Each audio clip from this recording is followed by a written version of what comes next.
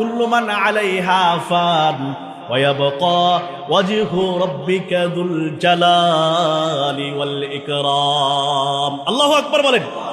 আল্লাহ তাআলা এমন এক রব, আল্লাহ তাআলা এমন এক মালিক, এমন সত্তা, দুনিয়ার জমিনে যা কিছু আছে সব ধ্বংস হয়ে যাবে, দুনিয়ার কোনো কিছু থাকবে না, সব নিঃশেষ হয়ে যাবে, কেবলমাত্র আমার আল্লাহ তাআলাই থাকবেন। আল্লাহু আকবার।